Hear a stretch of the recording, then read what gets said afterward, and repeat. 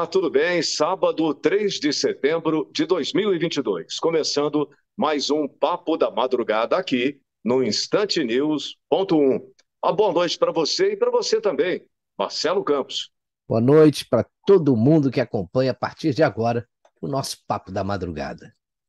E a gente não poderia deixar de começar o programa de hoje sem falar do atentado sofrido pela vice-presidente da Argentina, a Cristina Kirchner. Todo mundo viu as imagens onde um brasileiro que vive na Argentina apontou a arma para o rosto da vice-presidente e disparou. Só que a arma falhou e, ao tentar fugir do local do crime, ele foi pego por apoiadores da Cristina Kirchner e quase acabou linchado. Cristina, te amo, Cristina. Te amo. ¿Qué hizo? Cristina, te amo, Cristina. Te amo. ¿Qué hizo? Mas ficaram no ar, Marcelo, algumas dúvidas. E aí eu pergunto, que dúvidas foram essas? Olha, Ronaldo, para mim, tem três que me chamaram a atenção. A primeira foi a ausência da segurança no entorno da vice-presidente, né? Você vê que o atirador conseguiu se aproximar a menos de 1 metro da Cristina Kirchner e apontar a arma e ainda atirar. Pelo que a gente viu ali, parece que ele tentou fazer 2 disparos. Só que depois desse episódio, nenhum segurança protegeu a quase vítima fatal desse atentado, né? E nem retiraram a Cristina do local imediatamente, como faria qualquer equipe de segurança, né? Por uma questão justamente de segurança. Ninguém sabe se teriam outros atiradores ou outras pessoas interessadas em fazer a mesma coisa. A segunda observação é que ela agiu em seguida como se nada tivesse acontecido e continuou a dar autógrafos para os simpatizantes. Pô, você escapando de uma situação dessa, levar um tiro no rosto, rapaz, gostaria de proteção, até saber o que está acontecendo, né? Mas ela agiu normalmente. E a terceira foi o posicionamento do presidente da Argentina, que, pasme, declarou feriado nacional ontem em apoio à sua vice-presidente. Quer dizer, é bom deixar claro, né, que a gente abomina qualquer atitude violenta como essa com qualquer candidato ou autoridade em qualquer lugar do mundo, independente de partido, de esquerda, direita, centro. Mas tem 2 outros fatos que merecem destaque nessa história. O primeiro é a situação da Cristina Kirchner, que está complicada lá, depois de uma denúncia de um promotor que pediu uma sentença de 12 anos de prisão. Ela é acusada de cometer irregularidades aí na concessão de obras públicas quando era presidente. A coisa chegou ao ponto, rapaz, do presidente da Suprema Corte da Argentina pedir um reforço na segurança dos juízes do tribunal, que eles chamam lá de Tribunal Oral Federal, né, que julgam a Cristina Kirchner, justamente porque estão recebendo ameaças pelas redes sociais por apoiadores dela. O outro fato, mais uma vez, né, foi o posicionamento do presidente da Argentina, Alberto Fernandes, que disse esperar que o promotor que denunciou a Cristina não se matasse. Ele, nessa hora, traçou um paralelo entre o procurador que denunciou a sua vice e o outro membro do Ministério Público Federal do país. O nome dele é Alberto Nisman, que foi encontrado morto em 2015. E esse caso está ainda em investigação. Aquelas que não terminam nunca, né? Esse procurador, Nisman, ele morreu com um tiro na cabeça, veja que coincidência, horas antes de apresentar uma denúncia contra o então presidente da Argentina, contra a então presidente da Argentina, Cristina Kirchner, no Congresso. Esses são os fatos, né? Agora, cada um de vocês pode tirar as suas próprias conclusões. Olha, Marcelo, é tudo muito esquisito, viu? Mais esquisito ainda, né? Foi a imediata reação de uma deputada psolista, olha aí, né? Talíria Petroni, olha só, bolsonarista. Tá? Fernando Andrés Sabag Montiel, brasileiro, que atirou contra a cabeça da vice-presidenta argentina, é apoiador de Bolsonaro e tuitou horas antes elogiando o genocida. É preciso derrotar de vez essa política de morte. Agora, Marcelo, simpatizantes da esquerda foram rápidos, né, nas redes sociais e procuraram associar Bolsonaro ao atentado na Argentina, né? Olha só isso aqui. Lucas Roran, o cara que tentou matar a Cristina Kirchner, era brasileiro e tinha uma tatuagem de símbolo neonazista. Se ninguém vai dizer, eu digo. Bolsonarista com certeza. E repetiu lá embaixo. Pode colocar na manchete sem receio de errar. Bolsonarista tenta assassinar Cristina Kirchner na Argentina. Que coisa, hein? Nessas horas, rapaz, eles não perdem tempo, né? E mostra como são levianos, né? Mas não adianta, cara, eles não vão mudar nunca. A gente não pode esperar uma mudança com pessoas que têm uma cabeça dessas, né? Eles trazem o ódio no próprio sangue. Os jornais, a Folha de São Paulo e o Estadão, eu estava olhando as manchetes hoje de manhã, ontem de manhã, aliás, afirmam que foi um brasileiro o autor do atentado. Já o Globo diz que, segundo autoridades, o rapaz nasceu no Brasil, na cidade de São Paulo. Mas a história do sujeito é a seguinte: esse cara que tentou assassinar a Cristina Kirchner foi identificado como Fernando André Sabag Montiel, como você falou, 35 anos de nacionalidade brasileira. Ele mora lá no bairro de Vila del Parque, em Buenos Aires, e está registrado como motorista de aplicativo, né? E ele não pode dirigir táxis, nem remises, que são aqueles aluguéis de carro com motorista, e nem transporte escolar. Ele é filho de um chileno com uma argentina e viveu com os pais aqui no Brasil até os 15 anos de idade, mais ou menos. Depois foi morar com os próprios pais na Argentina. Aí você vê, segundo o jornal argentino La Nación, ele tinha um registro, né, de porte de armas não convencionais. Esse registro era datado de 17 de março de 2021. E ele também tinha antecedentes criminais envolvendo armas.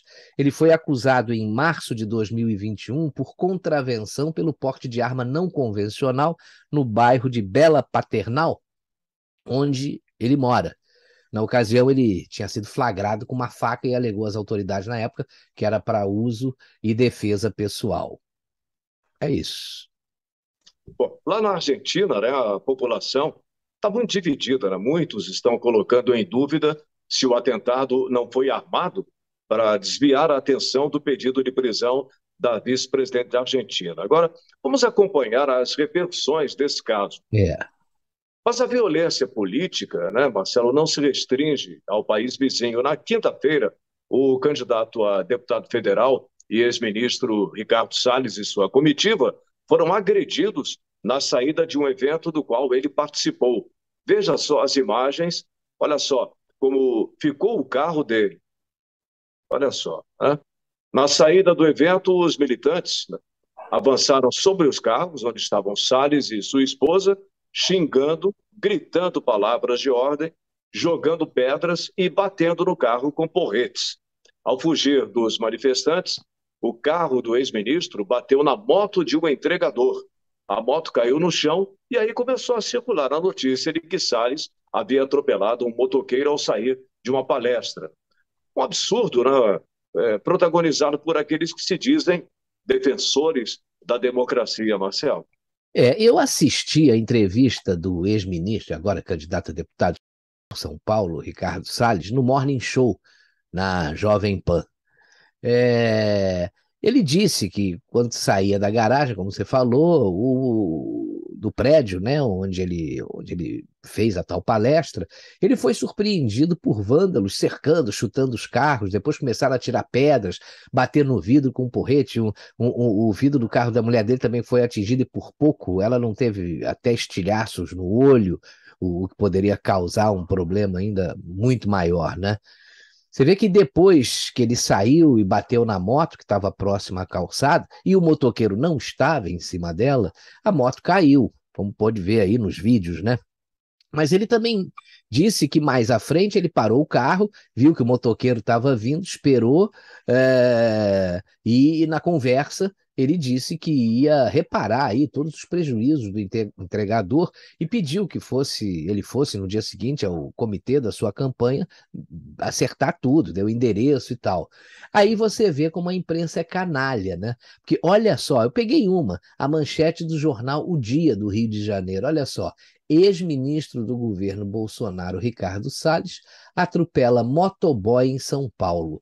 Cara, quem lê uma notícia dessas fica revoltado até com o ex-ministro, né? E é uma tremenda fake news, que vai ficar, obviamente, sem o crivo do consórcio da imprensa, né? Que jamais vai mostrar o que disse o motoboy cuja moto foi atingida. Olha aí.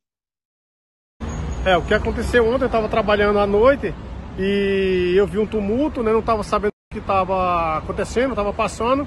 Eu vi 2 carros saindo, né? Sendo acuados com várias pessoas, em torno mais ou menos 250 pessoas.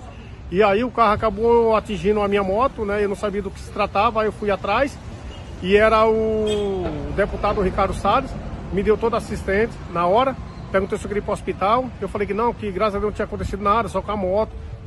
Mas ele acabou pegando meu telefone. Quando foi por volta das 9 horas, ele me ligou para me vir aqui no comitê. Eu nem sabia do que estava se tratando, para pagar todos os danos da minha moto. E fui muito bem recebido por eles, né? Ontem também me deram todo o suporte, mas como já estava tarde, aí me ligaram, eu tô aqui para contar a realidade do que aconteceu. Que ele, né, foi acuado, teve que... Se fosse eu, no caso, eu faria o mesmo, né? Faria o mesmo, mas me deram todo o suporte. Pois é, Marcelo, é uma vergonha, né? Essa nossa chamada imprensa, né? Agora, um outro momento de ódio do bem, que não será mostrado pela imprensa caquética, é esse aqui, ó.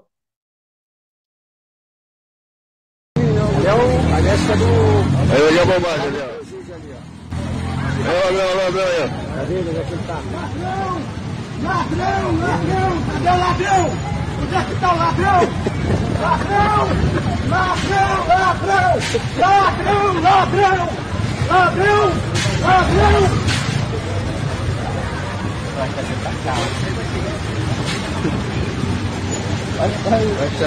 passar uma vergonha, mas...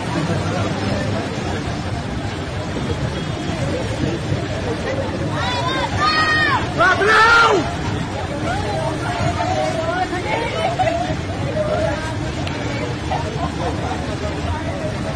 É o ladrão e a quadrilha! eita porra! O ladrão e a quadrilha!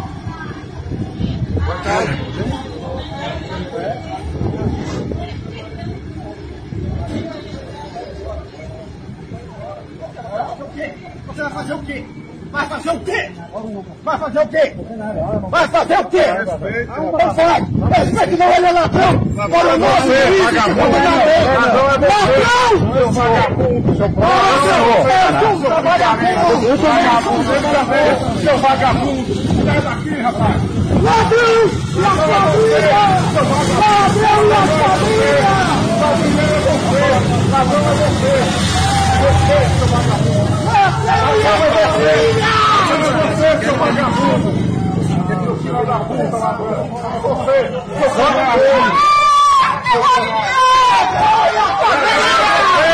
Brasileiro! Filho da puta! Vagabundo! Você é ladrão, seu... Porra! Porra, um safado, vagabundo! Vai fugir, seu merda! Vem! Tu é homem! Vem, Marcial! Venha! Aqui!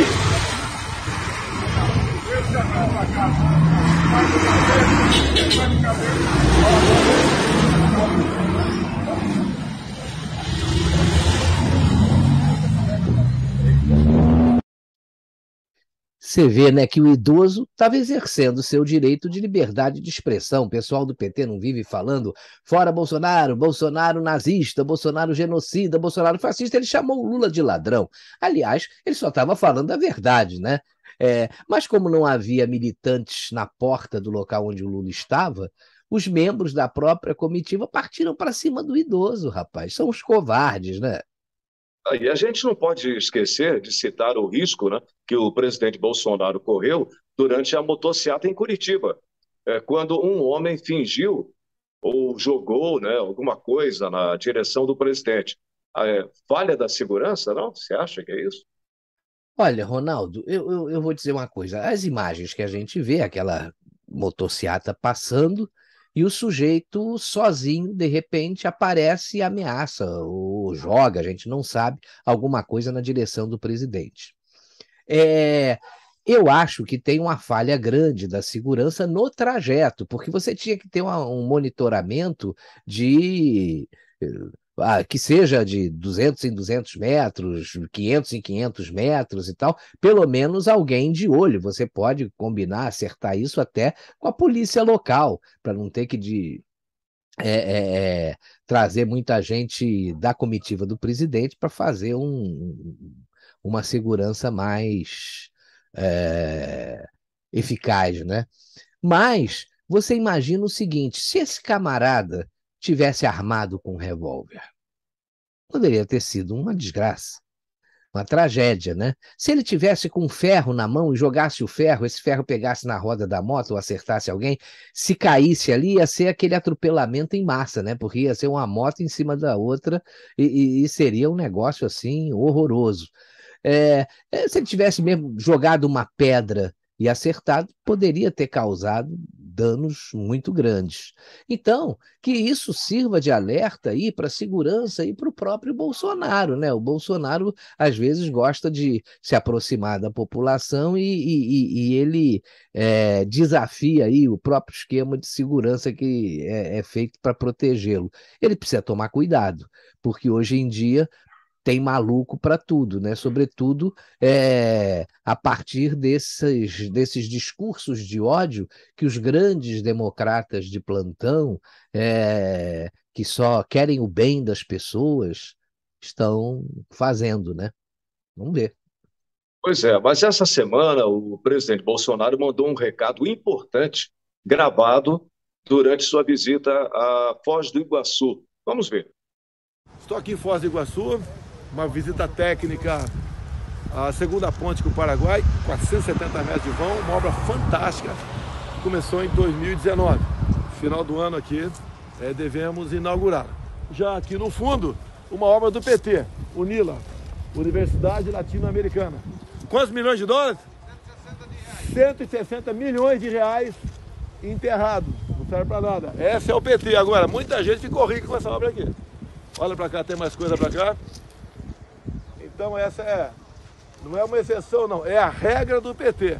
Começar a obra, desviar recursos e não concluir. Enquanto termina a ponte por lá de lá, um trabalho nosso, Itaipu Binacional com o governo do Paraguai. Aqui, ó, 160 milhões de reais jogado fora. UNILA, Universidade Latino-Americana. É isso aí, Brasil. Tamo junto.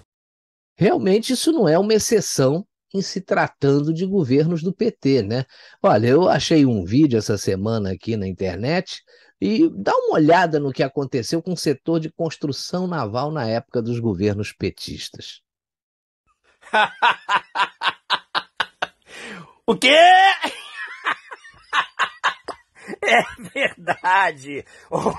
Dois petroleiros, Zélia Gattai e Irmã Dulce, tá aqui, ó, Rio de Janeiro, foram lançados em 2015 e 2016 num projeto de expansão, valorização e modernização da frota da Transpetro. Projeto maravilhoso do PT.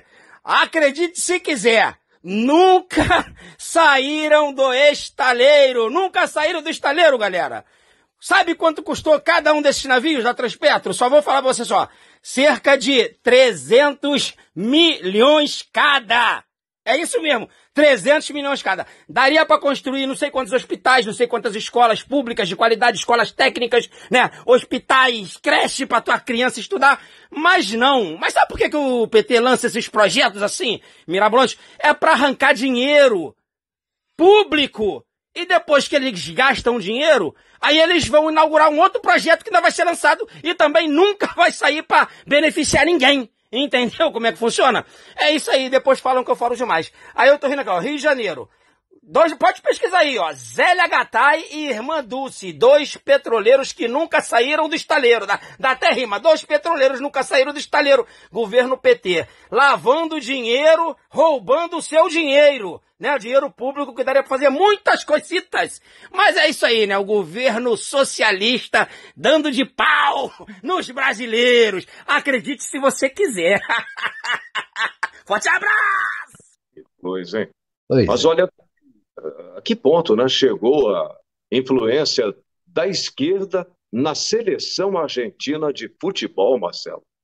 Entonces la pregunta es, ¿qué carajo tiene que ver el puto Violeta con la camiseta de la selección argentina, con la tradición de la selección argentina, con los colores de la selección argentina, con la identidad del fútbol de la selección argentina? ¿Qué carajo tiene que ver este puto color violeta con los símbolos argentinos de la patria en el deporte? Y entonces resulta que Adidas nos explica cuando nos dice que el color violeta es símbolo de la lucha por la igualdad de género. Y a mí qué carajo me importa la concha de tu madre, AFA. ¿Qué carajo tiene que ver la lucha de género con la puta camiseta de fútbol de la selección? ¿Qué carajo tiene que ver? A ver si el gordo idiota del presidente de la AFA, gordo impresentable trituradora de pizza, hijo de puta, podés explicar qué carajo tiene que ver la puta que te parió el color violeta con la selección nacional. ¿Qué poronga tiene que ver? Así que ahora la bandera argentina no es de todos. La bandera argentina no contiene la diversidad de género. La bandera argentina no cubre a todos los argentinos tengan la elección sexual que se les cante el orto. Así que la bandera argentina se reemplaza por el color de una lucha de minorías y el resto se tiene que adaptar. Pero ¿por qué no se van a la reputísima madre que los parió? No podemos ir a jugar con esta puta camiseta, sin los colores de la patria, sin los colores de la bandera, sin la identidad argentina del fútbol. No nos merecemos nada. Somos unos cachivaches impresentables. Impresentables. Olha, coitada da Argentina. E que vergonha, hein, rapaz? Puxa vida. Agora, bom, eu vou mostrar algumas notícias dessa semana e você comenta rapidinho, ok? Tá bom. Vamos nessa? Tá aí a primeira. Simone, a defensora das mulheres, pede e consegue tirar do ar programa com Michele. Olha, mulher tem que votar em mulher, não é isso que ela diz? Eu acho que depois dessa ela perdeu um monte de votos, viu? Tem outra aqui, ó. Girão lembra a ministros que o Senado, que eles ignoram, é o Tribunal do STF. O único problema, Ronaldo, é que a maioria dos senadores, incluindo o presidente do Senado, Rodrigo Pacheco, são covardes. O Senado só vai ser tribunal do STF quando tiver um presidente sério que respeite a população e a Constituição. A renovação dessa casa é mais necessária do que nunca nessas eleições. Ah, só outra aqui. Entrevista com Bolsonaro marca recorde de audiência da Rede TV. Onde o Bolsonaro vai, ele aumenta a audiência, né? Pode ser nos blogs ou até nas TVs convencionais. E o outro candidato que não sai nas ruas é que está na frente das pesquisas. Acho que isso só acontece aqui no Brasil, né? Tá ele aí, ó. Lula critica a queda da gasolina. Roubaram o povo e, a um mês da eleição, baixam o preço. Ele só esqueceu de dizer, Ronaldo, que quem roubou o povo foi ele e o seu partido. Está escrito aí, não nas estrelas, mas na sentença de 3 tribunais, né? Só, ex-Globo, garoto propaganda de Lula em vídeo de campanha. A verdade sempre aparece, né? De imparcial, o Chico Pinheiro nunca teve nada, né? Militantes do PSOL invadem loja da Havan em ato de ataque a Luciano Hang. São esses aí, né, que são os democratas, né? Agora, cadê o TSE? Cadê o Supremo? Cadê o xerife? Nessa hora ninguém se pronuncia, né? Randolph pede bloqueio de bens da família Bolsonaro. Olha, se ele for atendido nesse pedido aí, a gente já vai poder chamar o Randolph de Procurador-Geral da República Paralela, né? Olha, teve uma notícia que foi publicada na Revista Oeste que me chamou a atenção. Bolsonaro é condenado por Tribunal dos Povos. A matéria diz o seguinte, Marcelo, simbolicamente, o presidente da República e candidato à reeleição, Jair Bolsonaro, foi condenado pelo Tribunal Permanente dos Povos, o TPP, nesta quinta-feira, dia 1º. A sentença declarou o chefe do executivo culpado por crimes contra a humanidade e violação dos direitos humanos no Brasil, ao que tange o enfrentamento da pandemia de Covid-19. O documento foi simultaneamente lido na Faculdade de Direito da Universidade de São Paulo, né, em São Paulo, e em Roma, na Itália. Esta sentença refere-se à responsabilidade pessoal, ou seja, à responsabilidade penal de uma única pessoa. A culpa do presidente brasileiro Jair Messias Bolsonaro por crimes contra a humanidade, informa uma parte do texto.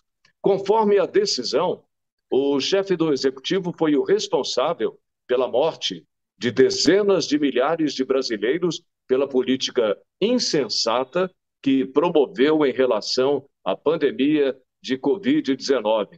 Além disso, que o presidente contrariou a posição unânime de cientistas de todo o mundo e as recomendações da Organização Mundial da Saúde.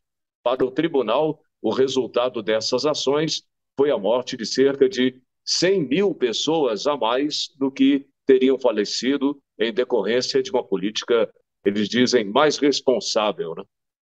O júri foi presidido pelo professor Luigi Ferrajoli, catedrático da Universidade de Roma, e, além dele, outros 12 especialistas de direito, ciências sociais e saúde também participaram. São profissionais da Argentina, Brasil, Itália, Portugal, Reino Unido e Suíça. O governo foi comunicado sobre o julgamento, contudo, não enviou nenhum representante para fazer a defesa do presidente. O TPP recomendou que o caso fosse levado ao Tribunal Penal Internacional em Haia, na Holanda. A motivação é que o TPP não possui atribuição para aplicar condenações. O governo brasileiro não mandou nenhum representante para a defesa, né, Marcelo? E não tinha que mandar ninguém mesmo, Ronaldo.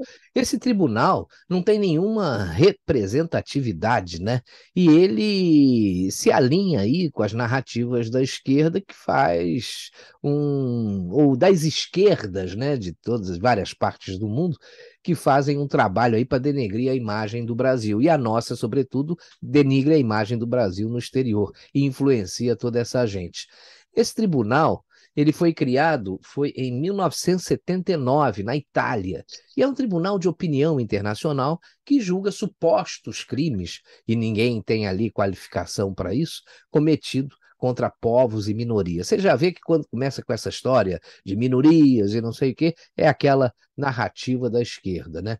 Eu li na Revista Oeste alguns comentários de leitores sobre essa matéria, né? E eu vou destacar alguns aqui para você. A Neide Queiroz Manfrim disse o seguinte: acho que agora o Bolsonaro cai. Aí teve Audi do Diogo do Amaral. Ela diz o seguinte: TPP, imagino a quantidade de dinheiro gasto com hipócritas e canalhas nessa instituição e convidados. Dinheiro que poderia ter sido canalizado para alimentar pessoas, comprar vacinas para países sem recursos e leitos de UTI. Teve também o RF Nobre, que diz o seguinte: PPP, favor informar o real significado dessa sigla. Aí o Carlos Roberto de Moura disse o seguinte: turminha pró-propina. Agora, Marcelo, teve um outro comentário muito interessante, né, do Cervantes 51, que diz o seguinte: primeiro que as tais medidas de isolamento, distanciamento, uso de máscaras, por determinação do STF, ficaram a cargo de governadores e prefeitos. Segundo ele, enviou um dinheiro a estes e os mesmos, ao invés de comprarem respiradores e implantarem mais leitos, utilizaram em outras coisas e alguns meteram a mão mesmo, né?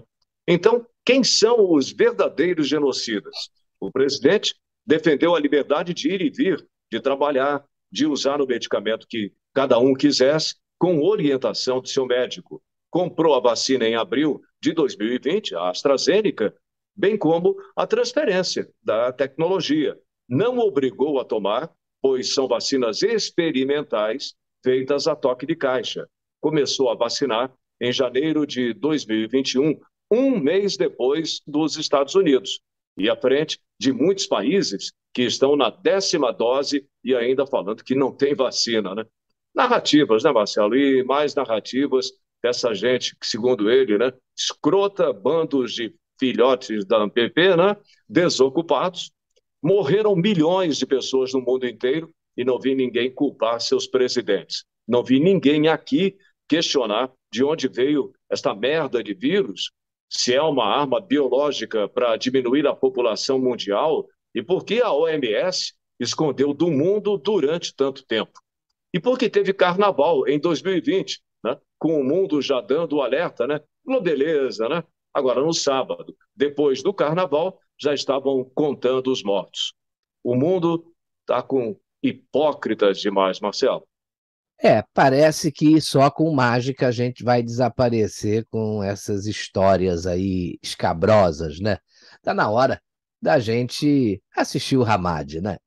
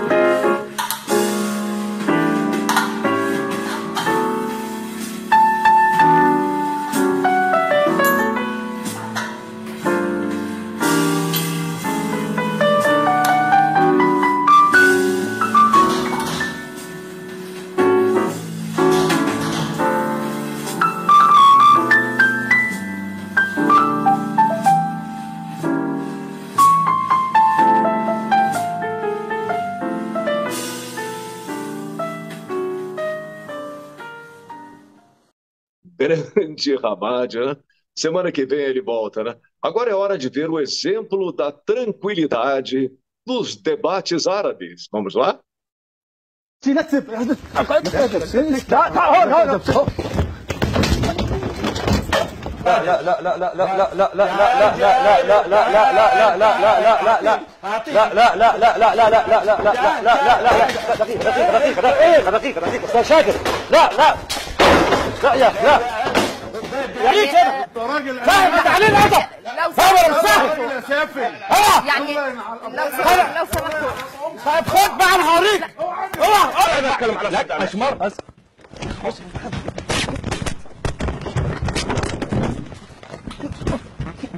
اسمع لا انت اللي بدأت انا اخلص لا يا انت اللي بدأت يا شاكر انت اللي شاكر يا اخوان انت اللي بدأت لا يا انت اللي بدأت يا سامي لا